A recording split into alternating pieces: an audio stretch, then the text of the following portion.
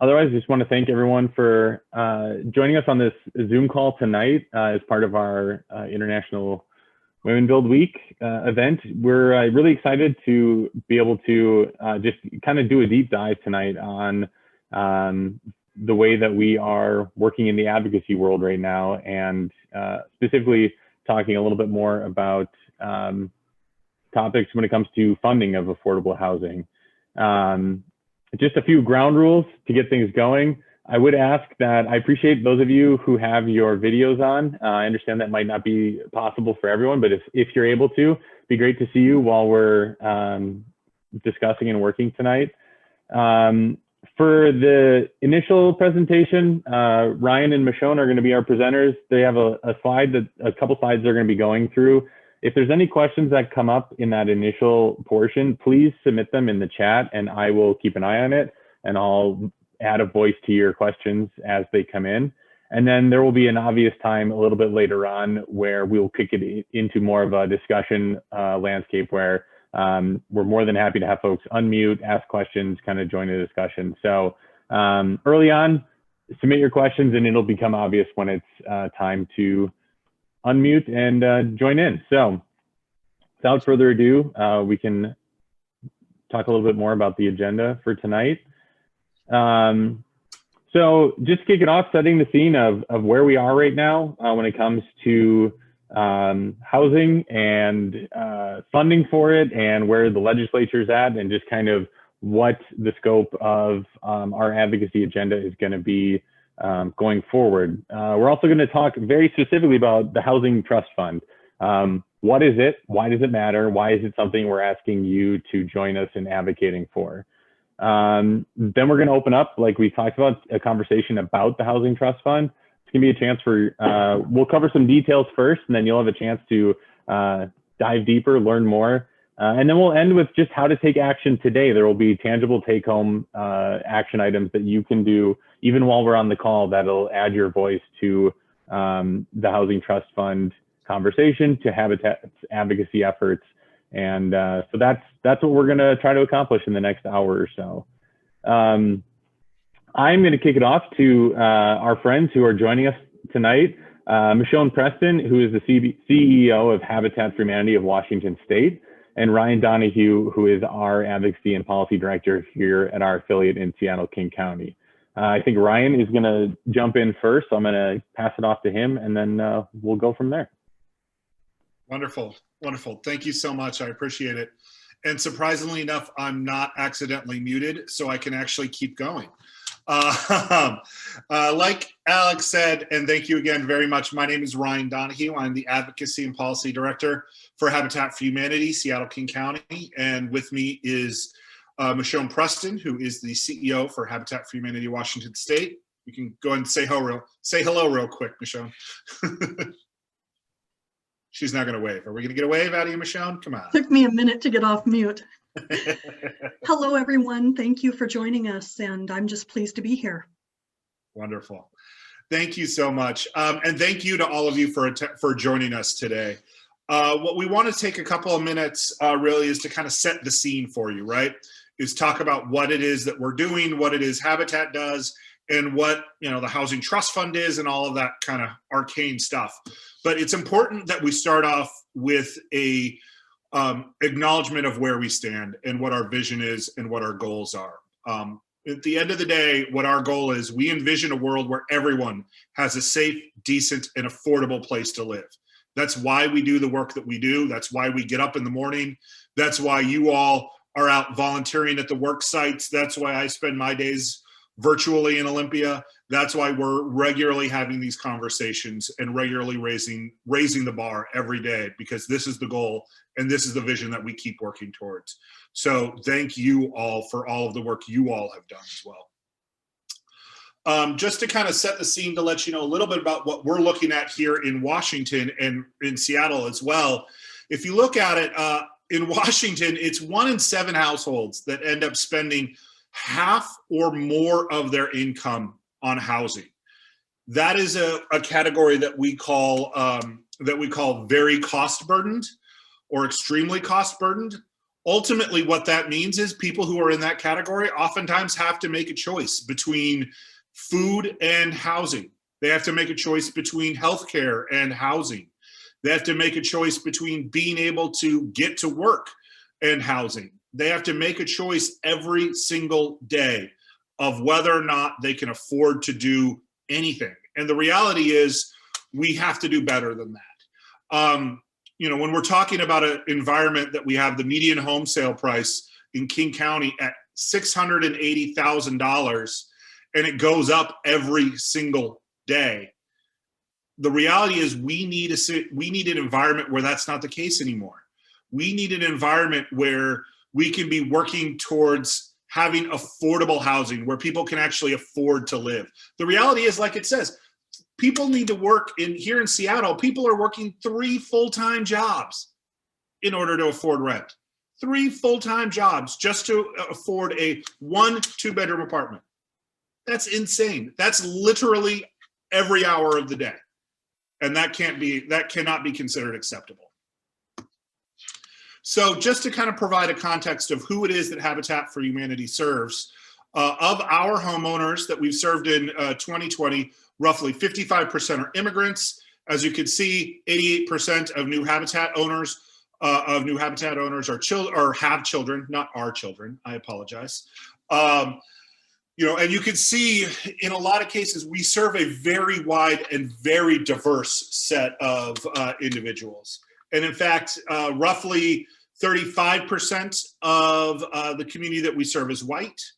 Roughly 66% are African American and other communities of color. And that's incredibly important to be pointing out and seeing that we're working to address the homeownership gap as well, which we'll go into in a little bit. I do want to note, actually, I'm going to go ahead and hand it off to Michone to go into a little bit more about how housing works and the housing continuum. Thank you, Ryan. So Habitat for Humanity is focused mostly on affordable homeownership. And we've generally had a tradition of partnering with other housing providers, but staying in our own lane. But they're all very, very important, and we call it the housing continuum. And this slide just talks about kind of the movement of families in the greatest area of need, where their housing is the most unstable, and how they flow through. And all of these different housing solutions are typically funded through the Housing Trust Fund, which we'll talk about a little bit more. But you can see the green circle is where Habitat for Humanity lies with our affordable homeownership model.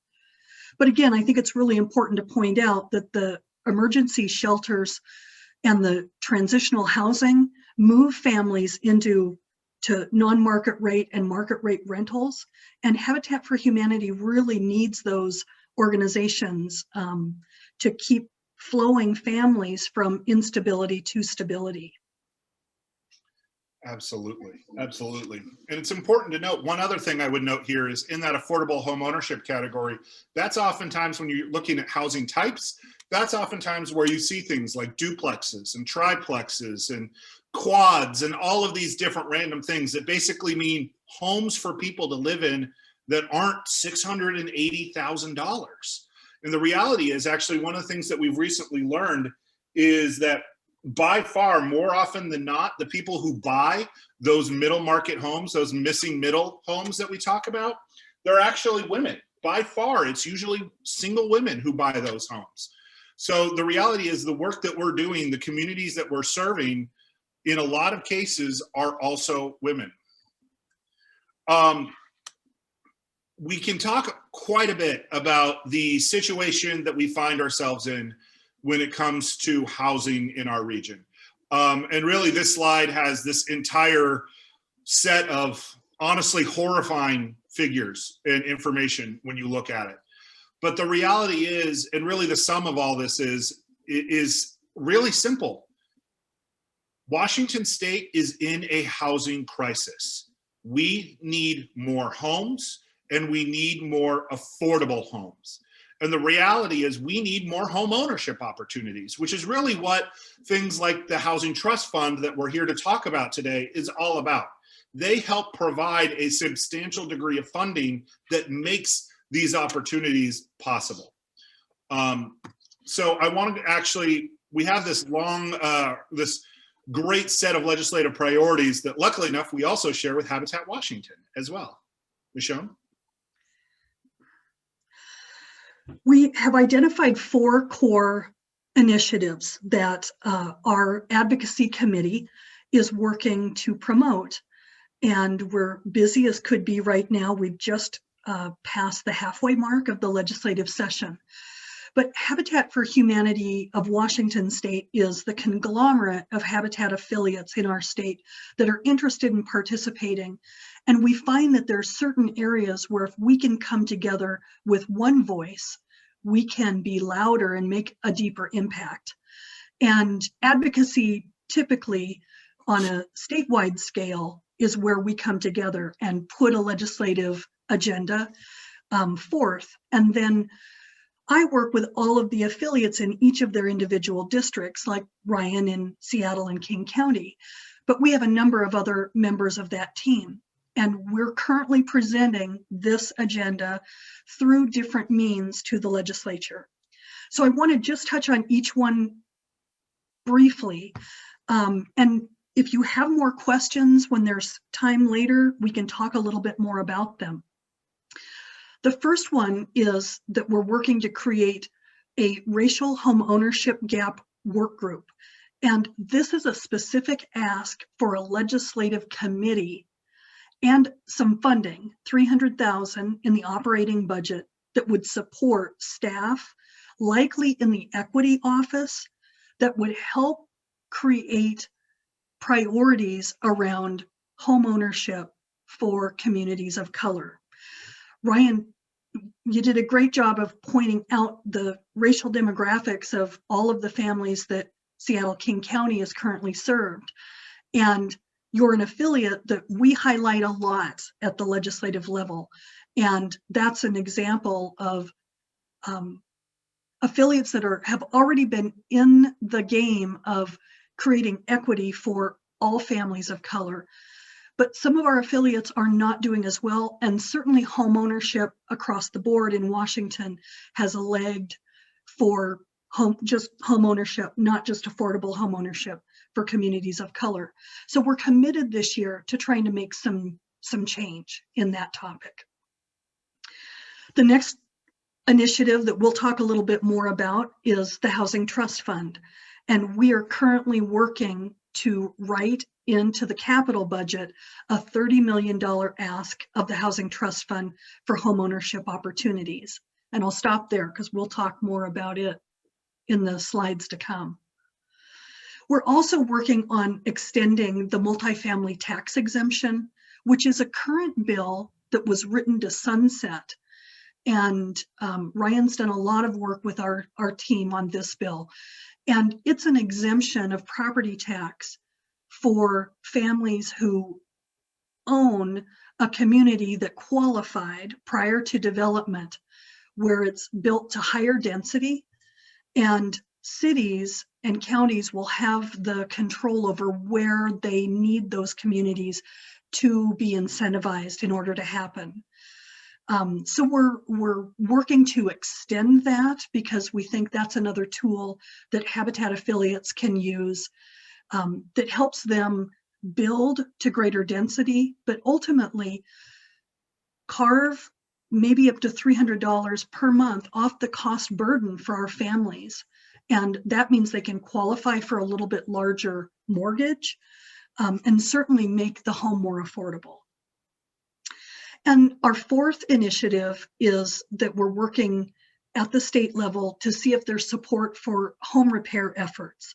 And there's a number of different programs that exist right now, and we're still exploring how we can expand that, because we've really found, especially in this last year where families needed to shelter in place, how important sheltering at home is. And we know that it's less expensive to repair a home and keep a family there than try to help them once they've lost home stability. So we'll continue to work on what the home repair effort looks like, but right now, those are our 4 key priorities. And you can text Women Build SKC at 52886 to get involved. And we need more people and more women to get involved in this process.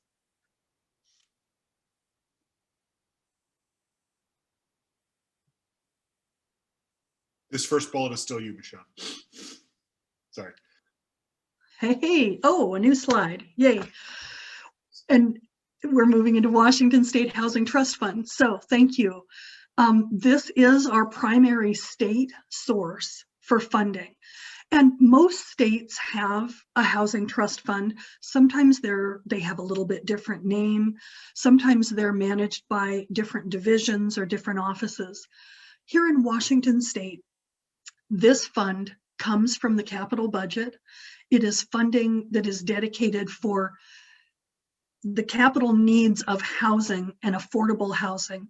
But back to that spectrum, it funds a number of different housing products, if you will. This is an important source because it's a state source and it is designated by our legislature. And Ryan has a slide he'll show you later where you can see that we're starting to see some progress. We've got quite a ways to go. But what is great about this fund is that it is designated by the legislature. So ultimately, people like us get to influence it. Now, we're not 100% satisfied with the amounts, and we need more for home ownership, but we have control over it, or partial control over it through our advocacy efforts. Since 2013, you can see the figure, $367+ million have been awarded competitively, and over 9,700 units, habitat or homes have been built in Washington State. Now, the fund doesn't pay for an entire house.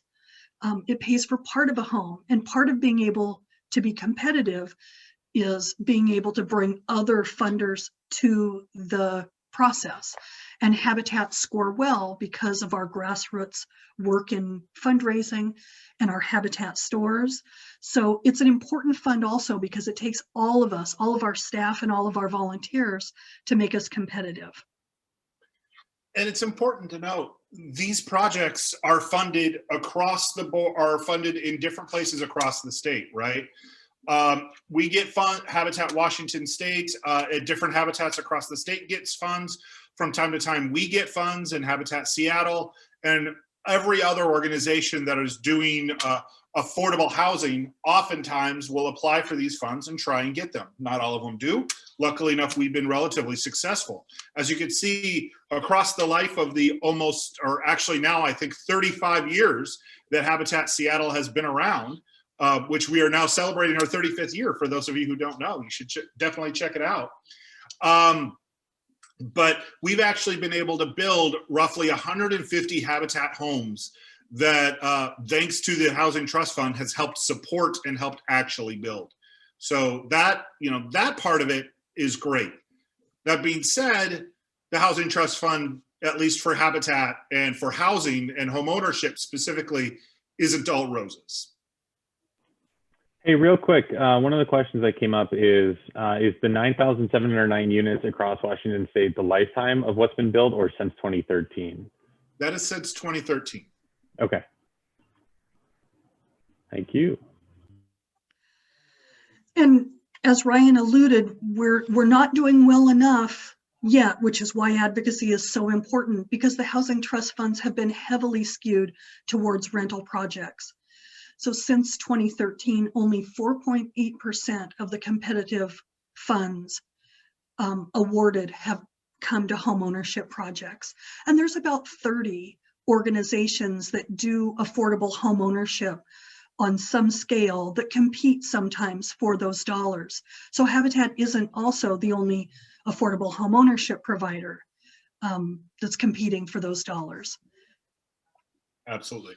There's a number of reasons as to why, but it's important to note that again, of that 9,700 units, only less than 500 of them are home ownership, right?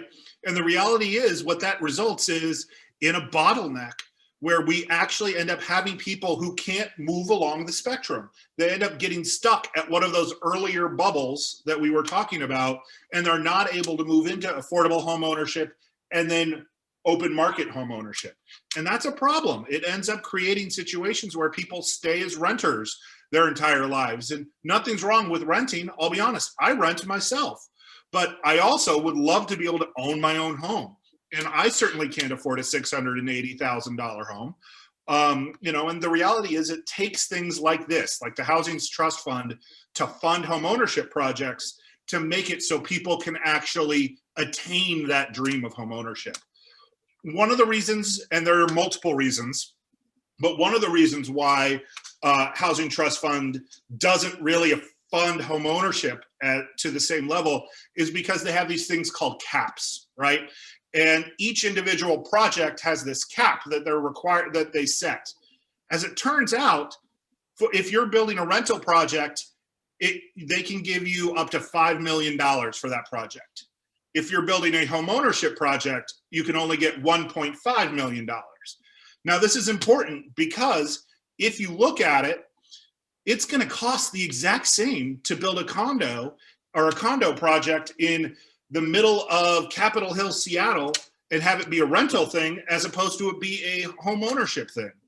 It doesn't make it suddenly cheaper just because home ownership is an option. But because of the way the awards are set up, it ends up resulting in people simply, home ownership opportunities simply being missed because of things like that. So that's one example of another reason why, but that honestly, that's not the only reason. Another reason is simply the Department of Commerce just doesn't fund home ownership enough. Looking at this chart, you can see that if you look at the red bars here over each biennium, that's how much dollars have gone to rental. The blue bar right next to it that you can barely see if you squint at it and look real hard and real close to your screen is how much we've gotten for home ownership. The reality is the Department of Commerce and the Washington State Legislature, as much as they do wonderful things, they don't fund home ownership enough. And that's why we're here today. That's why we're calling on people to help us out. We know that advocacy works. We know that that phone calls and emails and talking to your legislator works, because I'm not sure if you noticed it, but if you look at this chart, you'll notice that the overall dollars keep going up.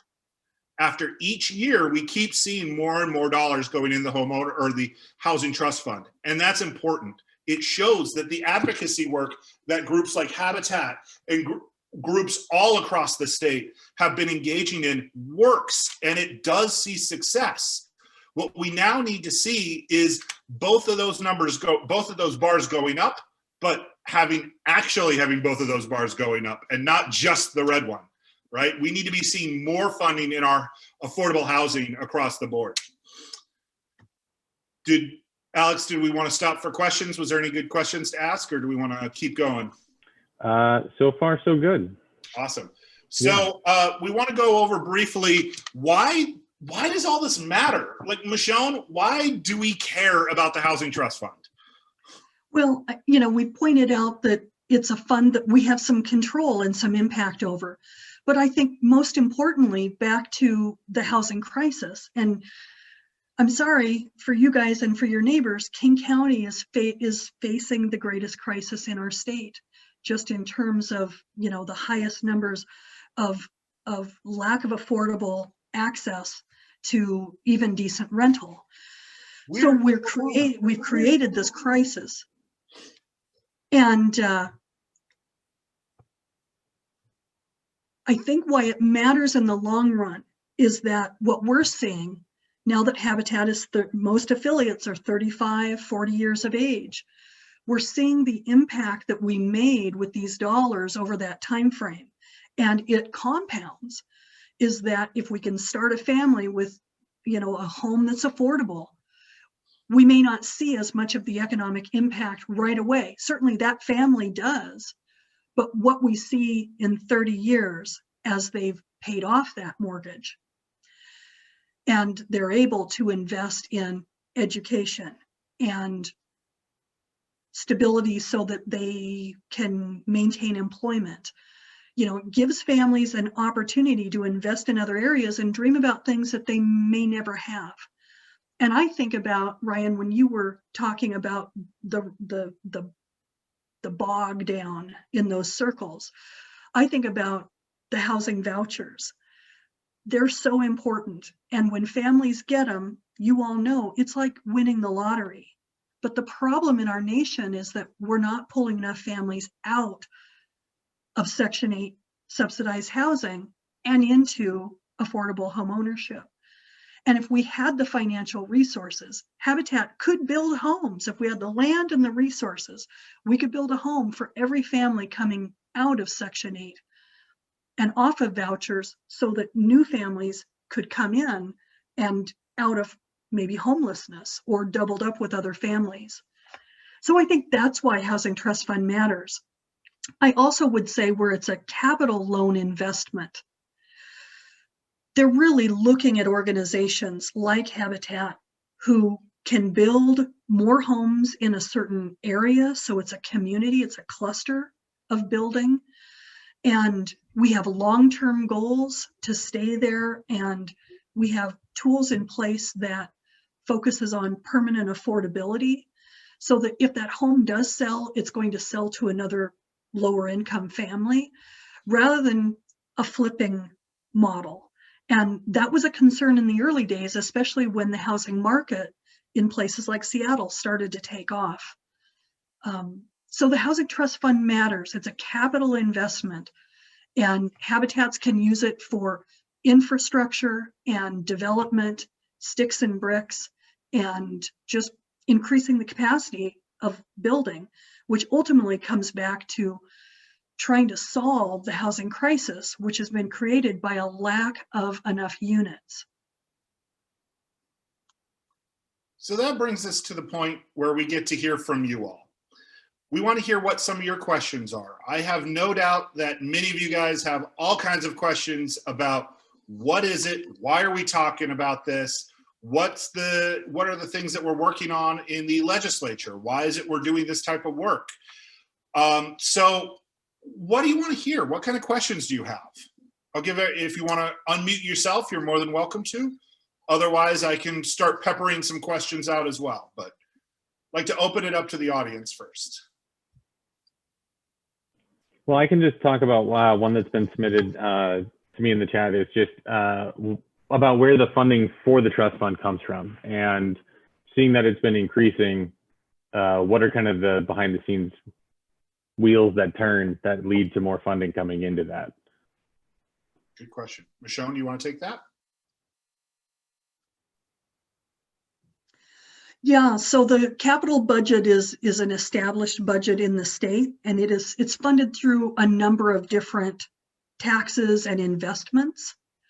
And Ryan's slide of, showing that it's increasing is reflective, I think, of more investment of the state into some of the investment funds that also help increase the capital budget. Awesome.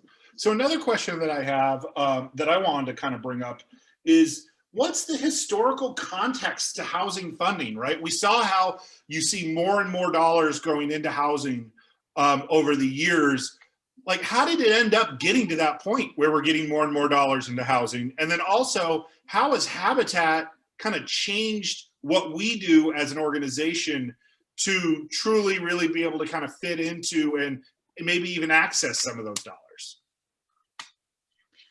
Well, let me take that one. It's a good question. I think one of the things that we've done is we've advocated within our Habitat affiliates to really challenge them to apply, because we won't get those dollars if we don't throw our hat in the ring. And the process is grueling. There may be some people on this call who dabble in the process of Seattle King County getting the funds and managing the funds and doing the draws. Your construction staff are Evergreen Standard experts, which, you know, is all lingo that is part of this grant fund. So it's a monster to manage. And what we've struggled with is our rural affiliates don't want to touch it. But it speaks to how it's morphed and changed. It wasn't that long ago that the Department of Commerce staff had a rule that rural agencies could apply, but they had to apply for at least a 4-unit development. And we just didn't have rural affiliates that had 4 spots in one place where they were building, and they weren't yet building multifamily. So it did 2 things. One, we changed the staff to soften some of those rules, but we also challenged our affiliates to really start stepping up the pace and looking for a site that they could develop rather than just infill spot lot building. And I think it's just been an evolution over time, which helped Habitat affiliates become more effective and more efficient, and grow the capacity. And also the Department of Commerce staff has worked much more closely with a homeownership group that helps define what the rules are. We now have a handbook that's about this thick, and I think Ryan knows every chapter of it. And we serve on a number of committees. We have a policy advisory team that is a committee of volunteers, most of us staff people, who advise the Department of Commerce in terms of the policies around the grant. And then the governor has an Affordable Housing Advisory Board, and that policy team reports to the board. We have representatives on both of those groups, and then active members who attend and are always thinking about how to make this fund be more efficient and make it work better for Habitat, but for other affordable housing providers all across the spectrum. Did that answer the question? I think so, yeah. But I would note that when you're talking about a book that's roughly this thick, I'm not sure we can genuinely call it a handbook anymore, but I totally understand. We have another question actually in the chat that Jim Loaders asked, what's the value proposition between housing and versus community care costs for those who are houseless? Wow, I don't have the current figures for King County. We can get those for you. Yeah, so I don't have the numbers either off the top of my head, but what I would say is every time I've ever seen the numbers explicitly, you always regularly see that putting people who don't currently have homes into homes is significantly cheaper in the long run than it is to actually those community care costs that are all built up alongside it with the police response and other emergency responses and healthcare and housing and food and everything else all adds up to multiple levels of what it really costs just simply to find a place for these people to live. So, I mean, the reality is this is actually one of the cheaper ways to not only address our homeless population or the houseless population issue, but also so many other of our issues that we're facing, particularly around housing and that kind of category. I see Hillary asks the question of what is the application process when it comes to getting a housing trust fund grant, like, and really loan, let's be honest. Government doesn't give money away for free. Come on, everybody knows that. But seriously, what does the application process look like? And when was the last time that you know of, at least, that Habitat Seattle specifically maybe received any of these funds? On the second part, at least, I can answer the second half of that. The second half of that is actually Habitat Seattle did receive some funds in the last award year. In fact, actually, thankfully, we received some funds for our project in Lake City, which is wonderful. And I'm sure hopefully many of you have been to and gotten to swing a hammer and really kind of help build that out, which we very much appreciate and thank. We do apply most every year that we have the opportunity to. We don't always get it, but we apply pretty much every year. As far as what the application process looks like, let me hand that one off to Michone real quick. Well, it's fresh in my mind because everyone is busy working. It's a two-stage application process, and they called the first stage phase 1, and it's currently open and it closes on March 25th. And it's a condensed version of the long, full, complete application. And the purpose of it is to inform the legislature of what the demand is.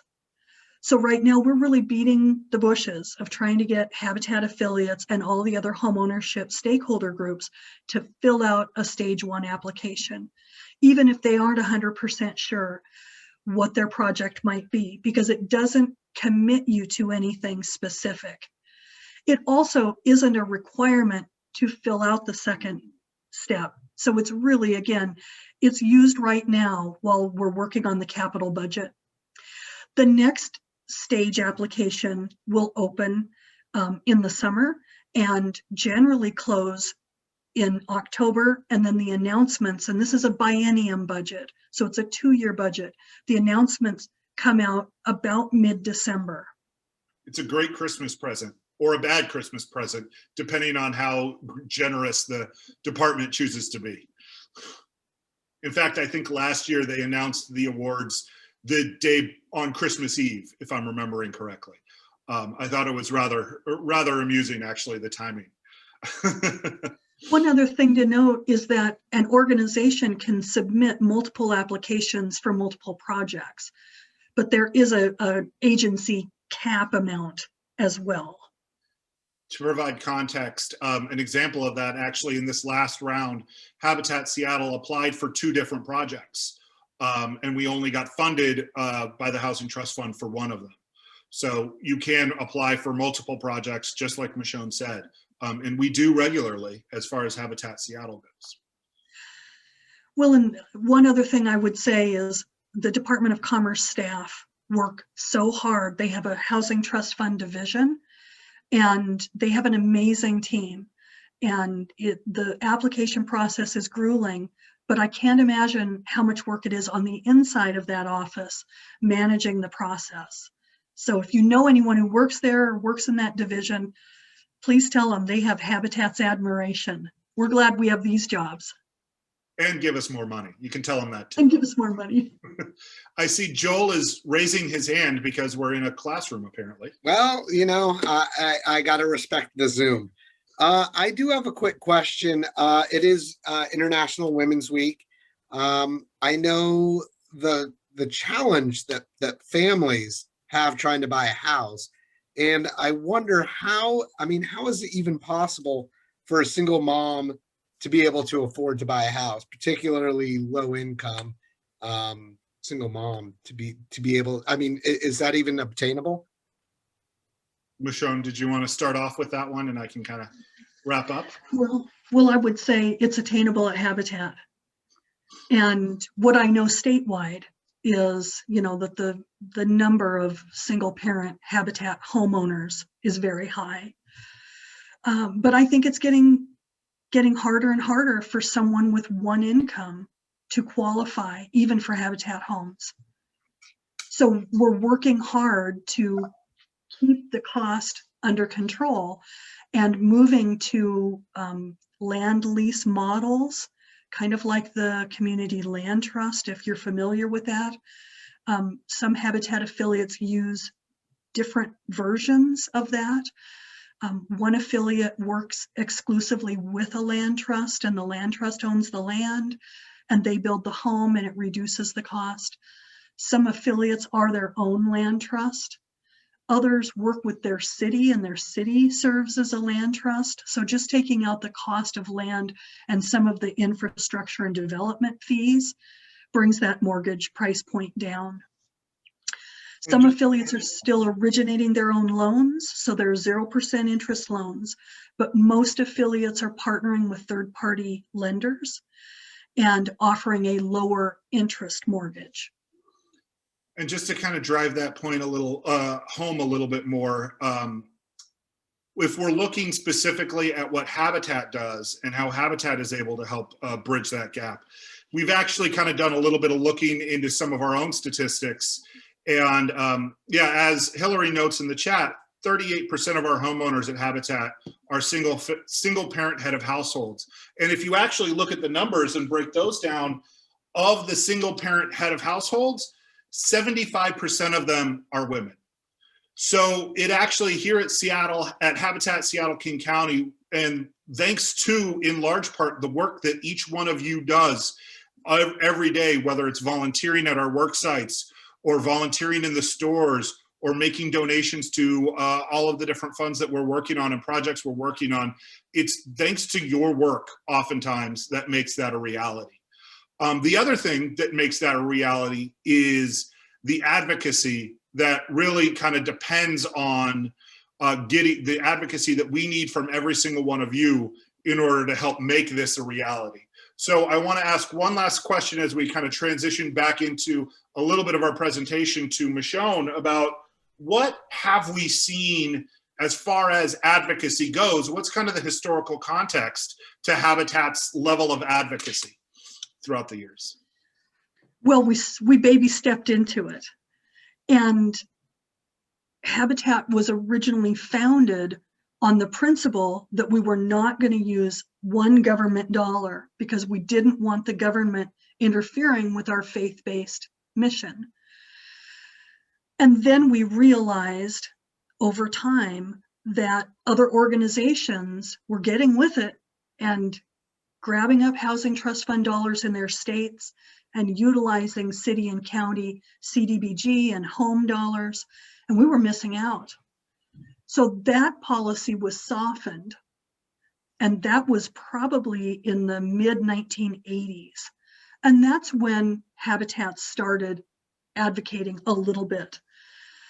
It didn't really take off until affiliate support organizations like Habitat Washington were founded, because we found that if we didn't have a dedicated office focused on advocacy, that there was not any glue to hold all the affiliates together. And I think that's where we really started to get some traction here in Washington State. And most recently, Ryan and I launched what is known through Habitat International as the Cost of Home campaign. And it was a campaign that mobilized volunteers and community members to come together to really focus on more policies that could help address the housing crisis. So this is not just a campaign for Habitat Homes, it's for all agencies, not only that are in the affordable housing spectrum, but are in other areas that help with all the support that low-income families are needed, that low-income families need in order to be stable. This slide talks a little bit about it, and part of why we were really motivated was here in Washington State, 1 in 6 families are paying more than 50% of their monthly income on their house cost. So when we see that kind of housing burden, we know that it's happening in King County, but we realize that it's happening all across our state. And in fact, there's less than a 0.5 vacancy rate in Walla Walla County and in Chelan County. So we're just saying that there aren't housing options and families are just having to double up because there's no rent available, there's no one leaving their rental units, there's no home ownership opportunities. So this campaign really launched us into more professional advocacy with our House of Representatives and our senators, really talking about their districts and changing policy. And it has 4 key areas. It focuses on supply and preservation of affordable homes, access to credit, land use, and communities of opportunity. Ryan, would you add anything about that campaign? The only thing I would note is just to kind of emphasize, Habitat really is somewhat new to some of this level of advocacy work. This is actually the first ever national level advocacy campaign that Habitat for Humanity International has ever been a part of and has launched. We're midway through this 5-year campaign, and we're really excited because not only does it let us get involved in home ownership specific issues, but we get involved in issues all across the housing spectrum. any given day in Olympia, you could find me virtually, at least. You could find me testifying on bills having to do with rental, on bills having to do with making sure that we have more access to land just in general and access to credit, and really kind of tapping into each one of these 4 different key policy areas. And here's the thing though, I can't do it alone. I'm out there all the time, oftentimes in front of my computer like this.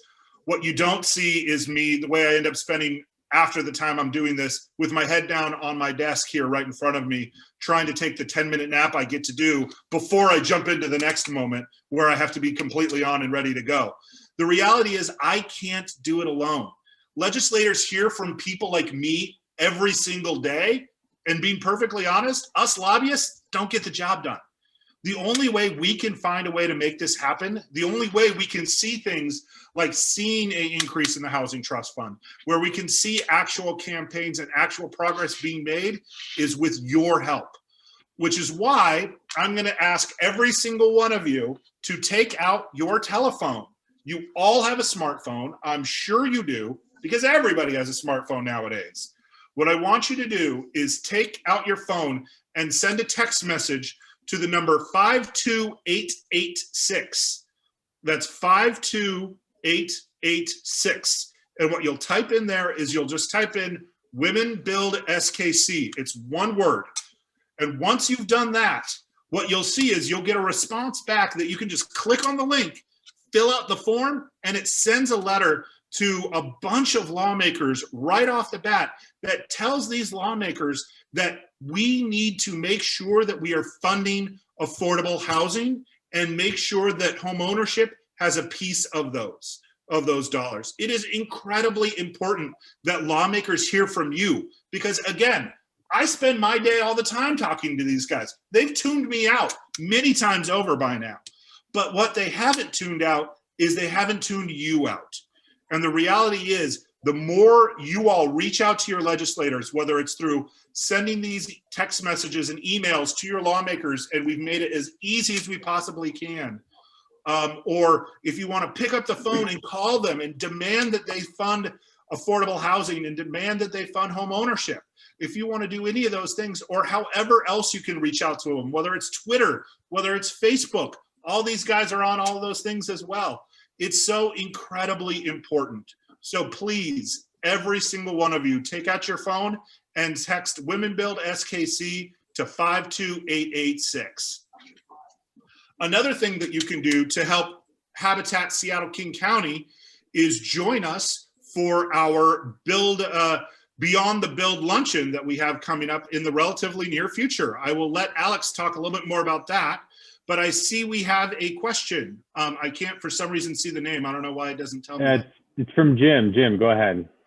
Yeah, so before I click on the text, is there a way to see what the letter is going to say? Absolutely. To all these legislators? Absolutely. When you click on that link, that'll take you to a web form that you'll see, you'll be able to fill out, and you'll also be able to see the letter that you'd be sending. You can make changes to it if you want and kind of tweak it as to however you want to do it. And it doesn't send until you actually push send at the very bottom. Yeah, I mean, I might want to, pass this on to some of our employees, but before I do that, I need to be able to look at what the content is. Absolutely. And if you wanted to work with me individually, we can work on making some tweaks to that too, if that's something that you feel like you need to do for your team and your folks. So great. Awesome. I'm going to go ahead and hand it off to Alex to talk a little bit more and just to kind of wrap us up on the Beyond the Build luncheon. So I'm happy to do that. I also just wanted to make sure I threw in one more question that came in from Greta. This is back to Housing Trust Fund a little bit. I'm going to paraphrase, but basically getting clarification on our organization, many other organizations submit requests for funding. Is there just somebody sitting in a room that says, I'll take this one, but I'm not going to fund that? Like who are the ones that choose who gets funded and who doesn't? I'll take the first stab, and Ryan, make sure you add in. It's a roller coaster. And if you look over the lifetime of the Housing Trust Fund, who the legislature decided was a priority has varied a lot. So it's another area where we've got to do a deep dive in these committees and have conversations, because the legislature is hearing from all of us about what the priorities should be. So which organization gets picked typically has a model where organizations are scored based on excellence in terms of their application and their project. So things that the Department of Commerce would be looking at outside of those core priorities that the legislature puts together would be, you know, not only the technical skill, but the soundness of the project. They look at the cost of the unit, and they want to make sure that the funds are efficient. It has to be an organization that maybe has had an environmental review or maybe a market study if it's a very, very large site. So it's complex, and there's a lot of different components that would make an application competitive. But it isn't a group of people that are, you know, picking organizations that they like better than others. They're really looking for the best investment for our low-income families in Washington. Absolutely. This year, I would imagine, this most recent year, I'd imagine they did it a little differently than they have in the past. But in general, basically, if you want to kind of have a visual of the way or the room where this is kind of decided, they take people from the Washington State Department of Commerce. There are people from all of the different counties all across Washington State, all of the cities across Washington State, and basically put everybody into a room. And that's how they go through these funding decisions. And they talk about, all right, these guys want X amount of dollars. The state can fund up to this amount for them, and maybe the county can throw in a little bit, and maybe the city can throw in some, or they'll kind of shift that around depending on how they feel like, or whatever the whims of their decision making are at that point in time or another sometimes. But it very much is oftentimes kind of a fight, because there are so many wonderful, really good applications out there. And the reality is, oftentimes when it comes to public funders and it comes to the State Department of Commerce, they very much want to be what they call the last dollar in. So they're wanting to make sure that with, that the project is sound, that they have all the money, that everything else is lined up and ready to go. And the only thing that's left that needs is a little bit extra push from the Department of Commerce to fill that last gap. So that's really kind of how that works. Hopefully we were able to help answer that question. Alex? Thanks, Ryan. And thanks, Michone, again, just for all of your insights and expertise in this topic. I think it can always sometimes feel like this is all just happening behind a closed door or in a place where we just don't quite know all that goes into it. And I think this really helps just put context to how sort of, in the end, simple a concept it is, and how adding your voice to it really does make a difference to getting heard and changing priorities based on that. So one thing I just did want to talk about, just to wrap things up, is this is part of our every year we do an International Women Build Week campaign. That's what this is this year. We're coming to the end of it this week, but we have been doing it all virtually. We did a virtual home tour on Monday where we showed folks around our Lake City project. If you'd like to check that out, there's links to it on our website and through our Facebook and other social media, where you can see what it looks like inside a modern Habitat Seattle home right now, and what's going on there. We also then tonight are meeting virtually to talk about advocacy, the impacts on women and families in the region and in the state. But we also do an affiliate specific Women Build, and that is going to be coming up in May. It's May 1st through 8th, first week of May. And that, as long as vaccines keep looking good and as long as case counts keep going low, staying low, we'll be doing that in person. We'll be welcoming folks to join us in person as volunteers for our Women Build Week. That is something that is open to anyone, men, women. You're all welcome to join. And it has a similar focus like this week has on the impacts that women have in Habitat, through Habitat, and on our sites. And it's a great opportunity to put learn new skills or put current skills to work in the building of affordable housing. So I'm going to put in the chat right now a link to our Women Build page on our website where you can learn more, and also you're able to sign up for either more information or actually to sign up for a build yourself. And then the last thing that Ryan mentioned is our luncheon. Similar to what's been going on this week, we're going to be doing a virtual luncheon this year. I don't think it's going to be a great look if we have 1,000 people in a room, even if it is a few months from now still. So we are going to meet virtually as best we can and have a great time with our supporters. We do this every year. It is the single most money we raise in a day, and it really makes a huge difference in the work that we're able to do as an organization. And it ties into everything we're talking about today. It is sort of a culmination of the volunteer and advocacy and donation efforts of the previous year that we celebrate, and we look ahead to what's going to be going on in the year and years ahead within our affiliate. Our keynote speaker this year is going to be Matthew Desmond, who is the author of the Pulitzer Prize winning book Evicted, which is a book that focused on the eviction crisis that was in Milwaukee in 2017, but is very much, it follows a family story, several families in Milwaukee and what their experience was dealing with just housing insecurity. And it's very much going to be a big part of our 2021 and beyond, as well as eviction moratoriums wrap up, and a lot of people are going to be looking to find stability in their housing in the year and years ahead. So he is going to be sharing more about what we can do and how Habitat is continuing to work to provide solutions there. But it should be a great event and a great opportunity to learn more about what we're doing. So I would also just like to invite everyone who's attending this to join us at our luncheon as well. I'm similarly adding the little link for that in the chat so everyone has it. And if you have any questions, if you have any follow-ups that are, thought pops into your head later on, please let me know or reach out to any of us at Habitat. We'd be happy to work with you, answer any questions you might have, get you better connected to information.